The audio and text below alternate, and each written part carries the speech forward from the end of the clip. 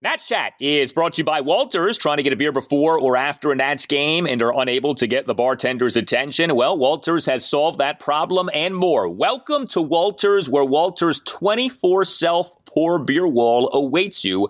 Ask your server for a beer card and hit the beer wall, pay by the ounce, and try a few suds before you settle on your favorite. Follow us on Untapped to get notified of all the new beers we bring in.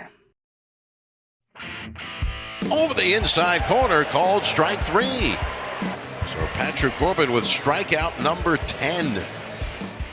Chavis back in, a little bit forward of the box. Corbin into the wide of the 0-2. Swing and a miss. Struck him out with a slider. The tag by Adams on the slider in the dirt for strikeout number 12, matching the career high for Patrick Corbin.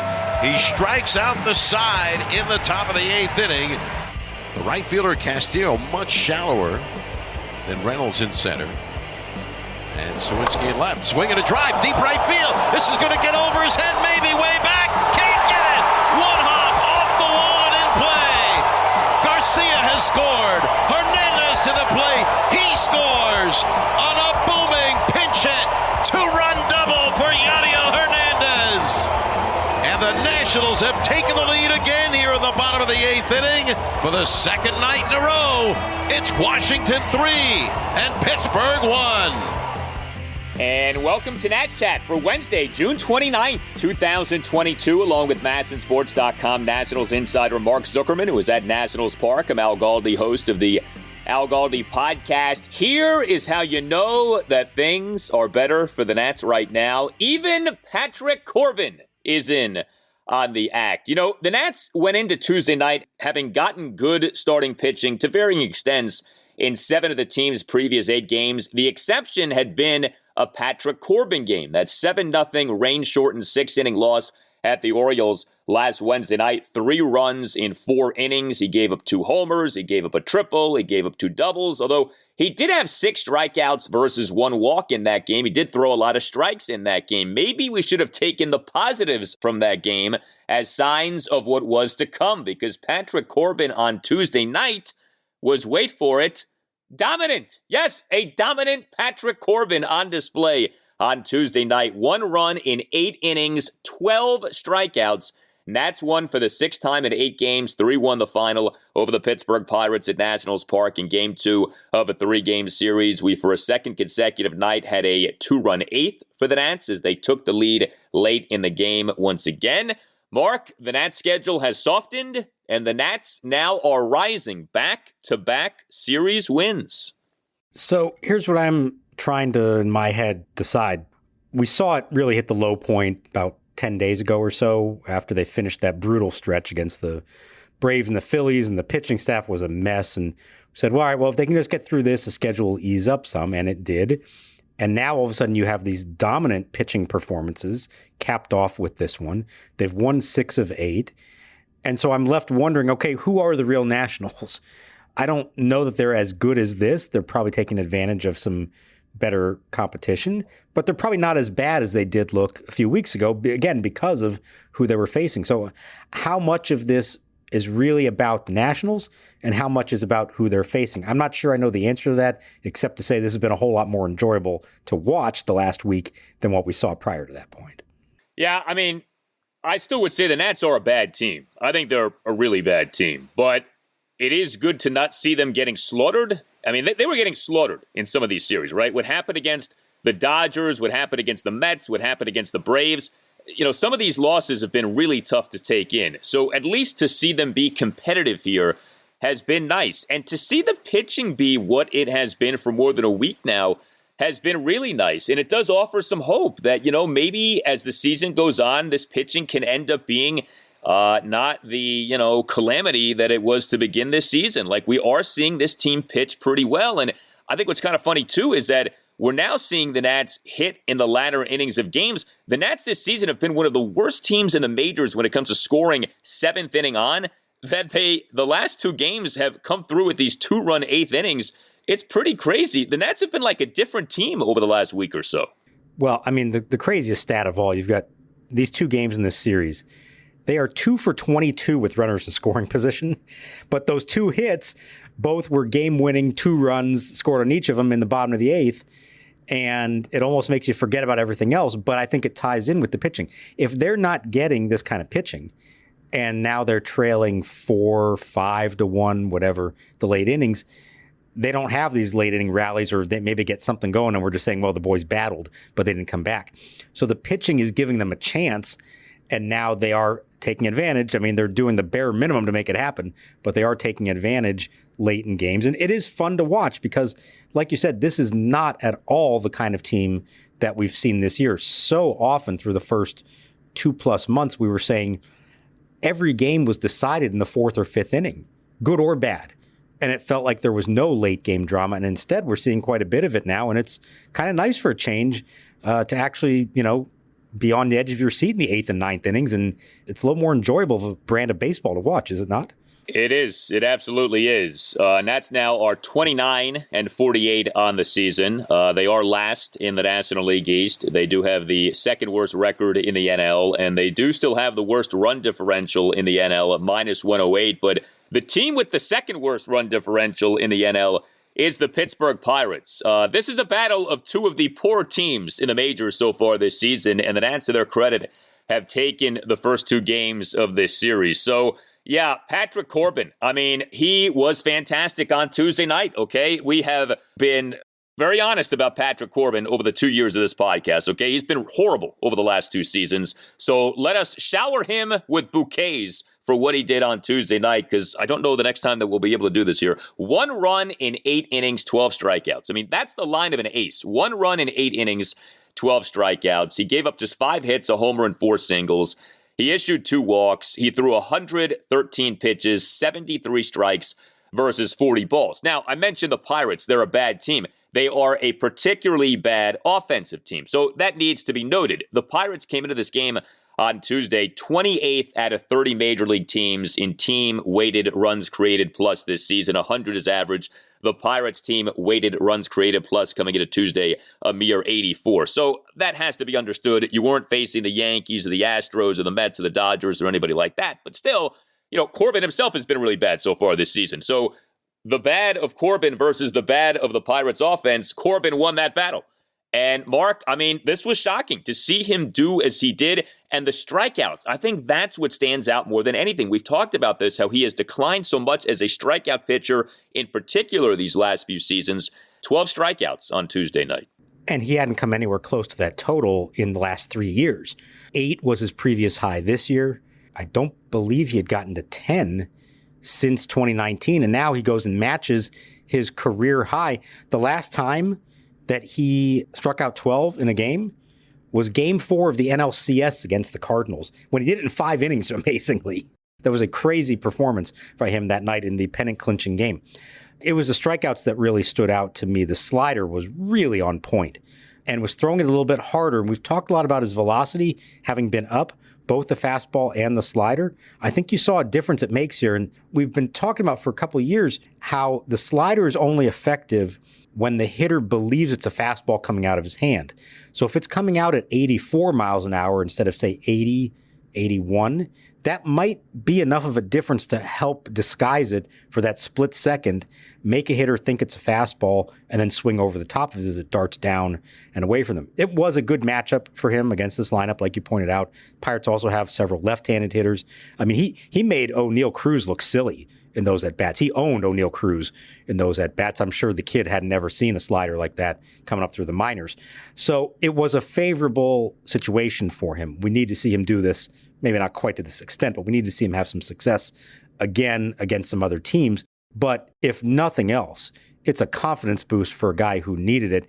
And to me, the fact that Davey sends him back out for the 8th inning, I mean, I thought he was done after 7. You're at 99 pitches, 1 run, like, take it and get out of here and go home and be thrilled for the next 5 days and feel good about yourself again. And Davey showed some faith in him to go back out for the 8th. And what did he do with that? He struck out the side. I mean, you don't finish any stronger than that. And he deservedly got a standing ovation from the crowd as he walked off the mound. I can only imagine deep down inside Patrick Corbin's heart what that meant to him, what that felt like to him to finally to have that faith shown in him and then to reward them for that faith.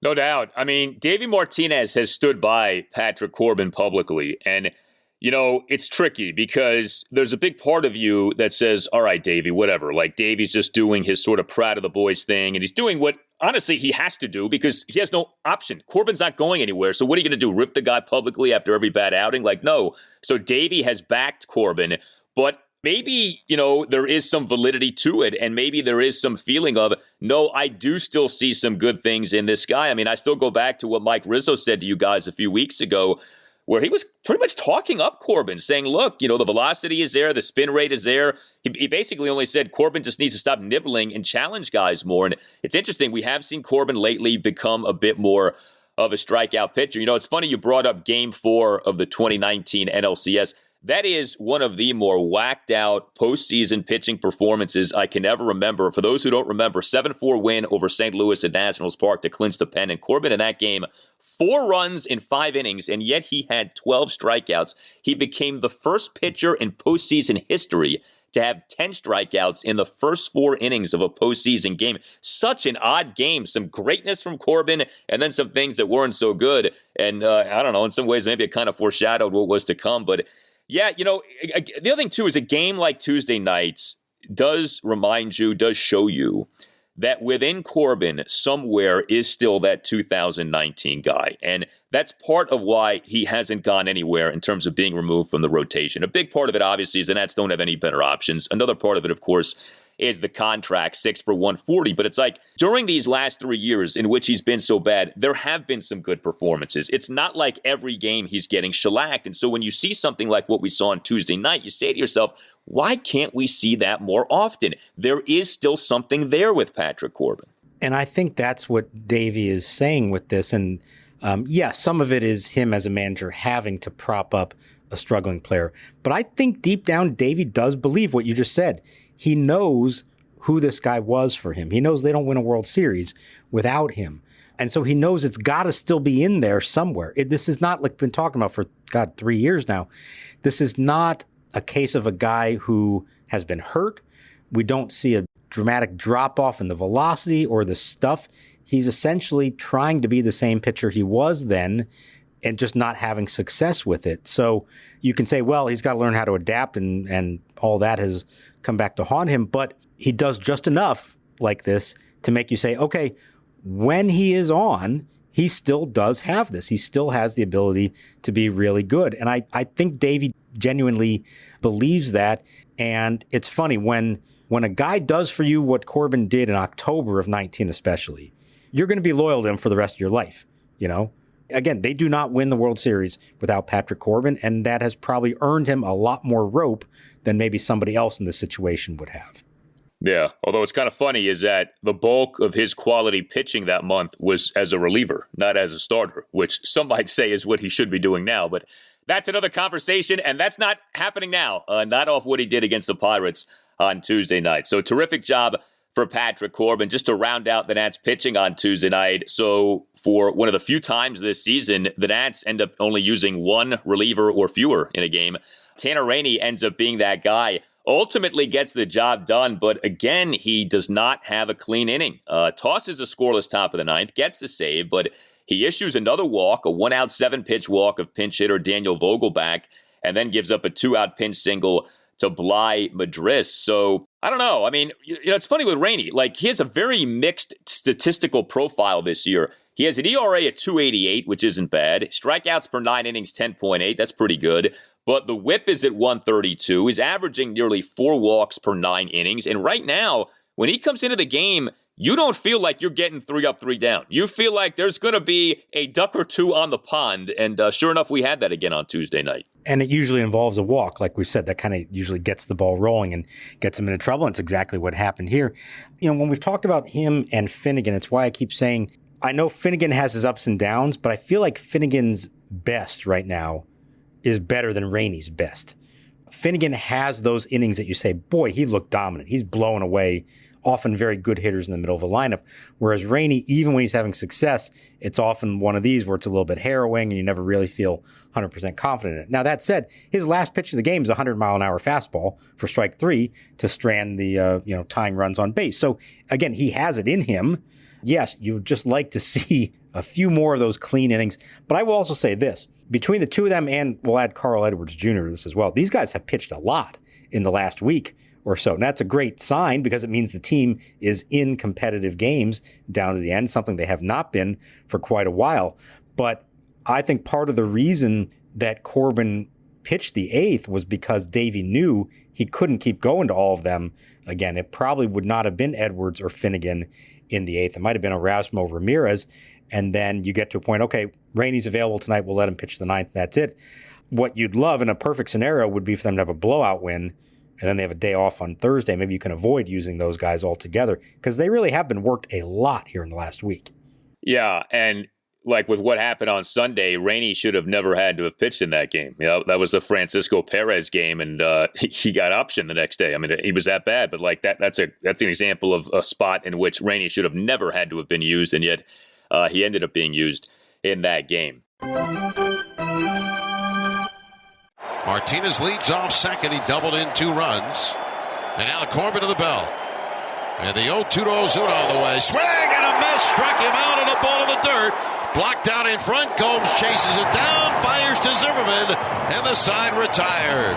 12th strikeout for Patrick Corbin and a great recovery to get out of the inning. Are you a law firm partner looking for a better situation for your practice and a blockbuster contract worthy of Juan Soto? If so, you should call Mason Kalfas of Zenith Legal in Washington, D.C. He works with law firms and lawyers on finding the perfect match. No platoons, just superstars. Some lawyers switch firms because of conflicts. Some lawyers switch firms for a better platform for their practice. And some lawyers switch firms for more money. You need the Scott Boras of legal headhunters working for you, and that's Mason. Mason will work with you to find a better fit for your practice and ultimately the best deal for you and your entire team. Call him today at 202-486-3535 or check out his website, zenithlegal.com. This is an unprecedented time in the legal market, and many top firms are looking to expand. Call Mason today. Zenith Legal also works with associates and distinguishes itself on personal service. Zenith Legal doesn't just spam resumes out to law firms. Zenith Legal talks to the right people and gets your resume in front of the decision makers who matter. Whether you are a Rainmaker partner or a mid-level associate,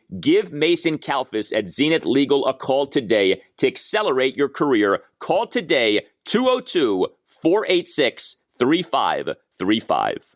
Roaming Rooster, the best fried chicken sandwich in the DMV, is expanding. You've already seen our location by Section 238 at Nationals Park, but now we have recently opened locations in Pike and Rose in Maryland, and in Virginia, we now have Burke and Chantilly. Our chicken is grain-fed, antibiotic-free, and only free-range. Roaming Rooster is serving homemade and hand-spun milkshakes and frozen custard scoops at select locations and currently working on rolling them out to all locations. Rainey to the belt. The pitch. Check swing in there. Strike 3 call, and the game is over. A Curly W's in the books. Rainey strikes out Hoy Park to end it. And the Nationals clinch themselves a series victory with their 3rd straight win. Well, the Nats, in their win on Monday night over the Pirates, 3-2 victory, got a big home run from Maikel Franco in a 2-run 8th inning. Franco had a 2-out first pitch, 2-run homer to left field for a 3-2 Nats lead. And sure enough, the Nats, in their 3-1 win over the Pirates at Nationals Park on Tuesday night, had another 2-run 8th inning in which the Nats took the lead. The game was tied at 1 entering the bottom of the 8th. We then had a Nats rally, and the rally came against Pirates reliever Will Crowe, who was one of 2 players who the Nats dealt to the Pirates in the trade for Josh Bell on Christmas Eve 2020. Bell, in fact, began the bottom of the 8th, a leadoff infield single to the right side of the infield. We then, later in the inning, got a tremendous walk from Yadiel Hernandez, who has gone from never drawing walks to now drawing a ton of walks over the last few weeks. So Yadiel Hernandez on Tuesday night was the Nats' number 6 batter, 1 for 2 with a double and 2 more walks. And the walk that he had in the bottom of the 8th inning, really impressive. A 2-out, 8-pitch walk despite having been down in the count at one point, 0-2. He kept that inning alive despite being down 0-2 with a couple of strikes on him. So Cesar Hernandez gets on base via another walk, and then comes the big hit of the game. Yadiel Hernandez, pinch, 2-out, 2-run double off the right field warning track for a 3-1 Nats lead. Davey Martinez's pinch hitting deployment in this inning worked out well. Used Luis Garcia initially. He got on base via force out. Then Yadiel comes through with the big hit. And the Nats, like you said, just 2 hits with runners in scoring position so far in this series. But the 2 hits have been the 2 game-winning hits. It's brilliant. Brilliant. You're making the very most of whatever opportunities you have, right? Let's talk about the pinch hitting, because this is not something they've done very much this year at all. And you had in this situation 2 pinch hitters in the inning. And I was a little surprised at the first one, putting Luis Garcia up there to bat for Michael Franco, who, as we know, was the hero on Monday night. Now, this time he's facing a righty. He maybe thinks it's a good matchup for Garcia. Luis ends up hitting a ground ball. Now, he hustled down the line, prevented a double play from being a possibility. That kept the inning going. But I'm thinking to myself, oh no, this is now going to end up with Alcides Escobar at the plate, because that would be the guy you'd hold Garcia back for. And I wasn't thinking about the fact that, no, you know what? Davey still has a couple aces in the hole on the bench. He can pinch hit Yadiel Hernandez for Escobar, and he still has another backup infielder in Ehire Adrianza. So we've talked about all this time, why do they need extra infielders on their bench? They never use them. For the first time all season, it paid off. The presence of Adrianza to then come in and play the field in the 9th allowed Davey to pinch hit Yadiel Hernandez for an infielder, Escobar, and he gets the big double. So in this American League style DH baseball, you just haven't seen very much of this. But in the end, I like the way Davey utilized everybody off his bench with the game on the line in the 8th inning. Yeah, it worked out well, and all the credit to Yadiel Hernandez coming through with that very impressive hit. I mean, Yadiel was really hot for a while, has since calmed down, but he's had some hits now in this series, has the big double in this win on Tuesday night. And just to go back to Cesar Hernandez and the walks, first 34 games this season, he had 6 walks. Last 42 games, he has 18 walks. It's been an odd deal here with him, right? Because he's coming off a season in which he hit the most home runs that he's ever hit, even though his slugging percentage for the year wasn't very good, but he hit a bunch of home runs. This year, he's not hitting for much power at all. He's in the number 1 spot, which you'd think would mean, hey, you got to draw some walks. He initially wasn't drawing like any walks. And now that he's not always in the number 1 spot, we're seeing him walk more. But he's doing a better job here, and it's good to see. I mean, the overall numbers are still not that great for Cesar Hernandez, but I give him credit. He's gone from like never doing this, getting walks, to now getting walks on a pretty consistent basis. He's drawn 4 walks over the first 2 games of this series. Yeah, and I'm glad you've noticed it, because I've kind of felt it as well. Like, wow, this guy is actually, for the first time, really working the count and drawing his walks. And listen, if you're not going to hit for power, and if you're going to hit at the top of the lineup, although he hasn't been hitting leadoff here, or he wasn't in this game, then you need to at least find your way on base in other ways. And he's doing that. It's a .320 on base percentage, which isn't anything special, but off a .262 batting average, that's not terrible, 60-point difference. So he's finding a way. This is not the player he was last year at all. I don't know if this is by design or just the way it's gone, that this is who he's turned into now. But that was a really impressive at-bat under those circumstances, working his way through it to draw the walk. And it is something he's done more, hasn't been too aggressive at the plate. And, just like we talk about Juan Soto, sometimes you just have to accept your walks, trust the guy behind you. That's been tough when your team struggles as much as this one is to hit with runners in scoring position. But if you're not getting the pitches yourself, don't chase, don't expand the zone, take your walk, trust that the guy behind you can get the job done. In this case, it worked.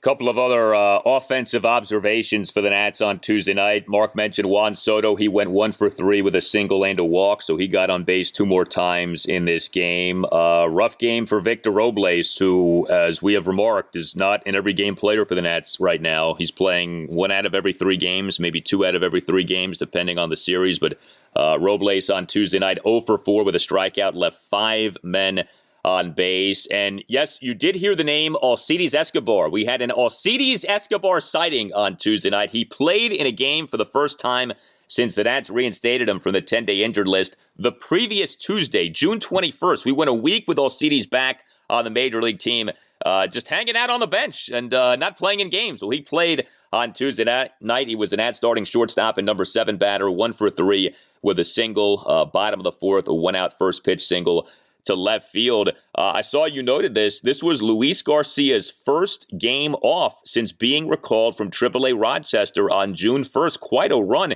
He played for nearly a month straight for the Nats as their starting shortstop. Right, 25 straight games that he started. So I understand there were a lot of fans when I put the lineup out in the afternoon who were like screaming at me as if I had anything to do with it. Why are they benching Garcia, especially off a 3-hit game? Well, it's because he played 25 in a row. It's because Davey maps these things out a few days in advance. He's not basing that decision off of what the guy did the night before. He knew they were facing a lefty, so maybe a little bit better matchup for Escobar. And listen, if Alcides Escobar is going to be on your team, and he is, then you have to use him at some point. It's not doing anybody any good to have a guy waste away on the bench. So I thought this was an appropriate time to do it. Garcia will be back in there on Wednesday. Team has Thursday off, so it's kind of a nice little breather for him. And as it turned out, he got to get into the game in a big spot in the 8th inning. And it's nice to have a guy who's hitting pretty well available to you to pick your spot late in the game to do that with. So I had no problem with him taking this game off. And, don't be surprised if there's a few more of them along the way. Yes, he is the future. He's not losing his starting job to anybody. He is their starting shortstop, going to play almost every day, but that doesn't mean he literally plays every day. Yeah, I mean, if Alcides starts one game a month, that's okay. Like, Luis Garcia is not trying to break Cal Ripken Jr.'s Ironman record, all right? Like, it's okay to take a game or two off, and, sometimes less is more. He gets a game off, he can maybe rest a little bit, and maybe he's more productive moving forward. But, yes, we did see Alcides Escobar in the game on Tuesday night. Hey guys, it's Al Galdi for Window Nation. It feels like everything is going up these days, including home prices. And so there's no better time to have the look of your home go up and the value of your home go up with new windows from Window Nation. Get 2 free windows with every 2 windows that you buy, plus pay nothing for 2 full years. Take advantage of this offer. Call 866-90-NATION or visit windownation.com and make sure that you tell Window Nation that Al Galdi sent you. Window Nation windows are the best. The average Window Nation installer has over 16 years of experience with over 20,000 windows installed. Window Nation offers 1,500 custom window combinations, including vinyl, wood, and fiberglass. Window Nation is the best. Call 866-90-NATION or visit windownation.com and make sure that you ask for the deal that you heard about from Al Galdi. 2 free windows for every 2 windows that you buy, plus pay nothing for 2 full years. 866-90-NATION or windownation.com. That's 866-90-NATION or windownation.com. And make sure that you tell Window Nation that Al Galdi sent you. Treat the whole family to a fun night of baseball with the Bethesda Big Train at Shirley Povich Field. Big Train Baseball is the perfect mix of small-town charm and big league talent right here in Bethesda's Cabin John Regional Park. Visit bigtrain.org/tickets to reserve your seats for tonight's game and all other home games throughout July. And on 2-2, Rutledge, strike 3 called. Until they were in their mid to late 20s. On 1-2, De Leon is another strikeout victim. Lead for the Fred Nats here. 2 strikes, 2 outs, and has struck out the side. A few other things with the Nats here from Tuesday night. So Anibal Sanchez on Tuesday night made a minor league rehab assignment start for AAA Rochester. 2 runs in 2 2/3 innings in a 4-2 loss for Rochester at home to the Worcester Red Sox. With Anibal Sanchez, I mean, I'm assuming he may be at AAA for a while here, that they're not trying to push this and rush this, or you think that we might actually see old Anibal pitching at the major league level sooner than I'm making it sound like? Well, you're allowed 30 days on a rehab assignment for a pitcher, and so even if he's pitching well, they want to build him up and let him get to a full starter's workload. So that's going to be at least 3 starts, if not more than that, I would think. And based on the way the first one went, not that great. So I don't think they're feeling like they have to. But I know you've rolled your eyes at this. What are they doing? Why do they need this guy? Why would they put him back out there? At the moment, no, the rotation's been great. You don't need Anibal Sanchez. But we don't know what's going to happen here moving forward. Is Jackson Tatro really the guy we've seen the last 2 starts? Maybe he is, but we don't know that for sure. Can Paolo Espino keep this up? We don't know. Can Patrick Corbin keep this up? Can everybody else stay healthy? Anibal's earned the right to build his arm back up. And if he gets to a point that it's clear that he's healthy enough and having some kind of success there, and you do have a need in the rotation, then you activate him and you bring him back. If that doesn't happen, or if the rotation is in a good position and you don't feel like you need it, you say, thank you, Anibal. We appreciate it. We gave you the opportunity, but we don't really need your services anymore. So I think it's fine to be doing this. I would bet we see him at some point, but he's still got to earn it himself, both in terms of building himself up, but also at some point has to have some success. First one out, maybe not as big a deal, but by the second to third rehab outings, you want to see some level of performance there.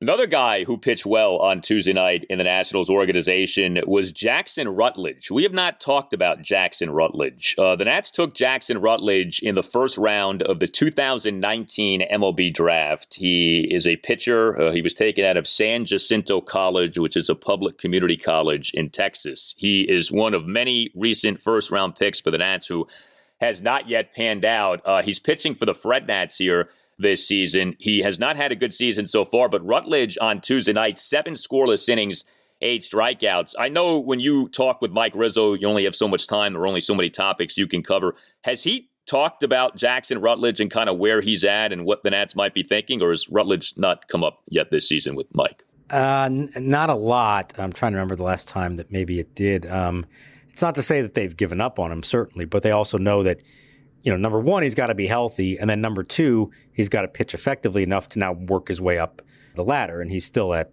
A ball. So I don't think he's in anybody's immediate plans. But the long run, yeah, they would love to see him finally put this all together. They know it's been a tough road for him, as it's been for so many of their first round picks.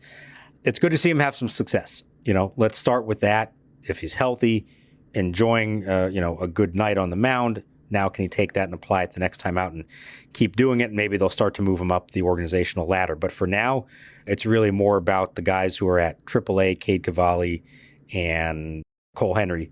And I think those are the two names we're going to hear about the most. And, for Rutledge, get through the season healthy. We'll probably see him in spring training. Now you can start talking about what is his timeline potentially to make it to the big leagues. But he's got a ways to go. The Nats took a pitcher in the first round of 3 consecutive MLB drafts, 2017 through 2019. Seth Romero in 2017. Ufa. Mason Denneberg in 2018. Major injury problems. And Jackson Rutledge in 2019. Boy, that is a rough stretch right there. And as we have discussed, that's a big part of why the Nats are where they are. But the pitching right now is quite good. So who needs young pitching when you have the likes of Patrick Corbin and Jackson Tatro killing it for you at the major league level right now? And I have to, before we go, I do have to call out Tim Shovers, who I know can't stand up for himself right now because he's only listening in, doesn't have the microphone. But I heard last time Corbin pitched, I heard what Tim said, that why can't they just use anybody else next time out? Why do we need to see Corbin again? So Tim has to eat his words on this one because Corbin was better than anyone else that they might have had to fill in for one start. Well, maybe someone else would have thrown 8 scoreless innings on Tuesday night. Who knows? I mean, these were the Pirates. They are bad. Let's make that clear. They are bad. Hey, the Nats have yet to register a series sweep this season. Paolo Espino on the mound Wednesday afternoon, 1:05, Nationals Park. Make sure you wear your Secret Weapon t-shirts. If you don't have one, natschatpodcast.square.site. But how beautiful would it be if Paolo pitched the Nats to a sweep of the Buccos at Nationals Park on Wednesday afternoon? And I'll give Tim credit for this one because I saw him tweet this earlier. I believe, if he has this right, the last 3-game sweep the Nationals had was last June against the Pirates. So there you go. It's all coming together. And Paolo, the pressure is on you now to finish it off and complete the circle. Boy, that fact says a lot about a lot now, doesn't it? And we'll just leave that there. You tell us what you think. Hey, Nats are doing well. We're getting a little giddy here on Nats Chat. You can hit us up on Twitter at Nats_chat. You can email the podcast natschatpodcast@gmail.com. Don't forget to subscribe to the podcast if you're not already doing that. Subscribing costs you nothing. Make sure that you never miss an episode. All Nationals radio highlights on Nats Chat are courtesy of 106.7 The Fan. For Mark Zuckerman, I'm Al Galdi, and we'll talk to you next time on the Nats Chat podcast. Well, if we can't look to the cookie, where can we look? Oh, my stomach. I feel like I'm going to throw up. Wait, what about your vomit streak? I know. I haven't thrown up since June 29th, 1980.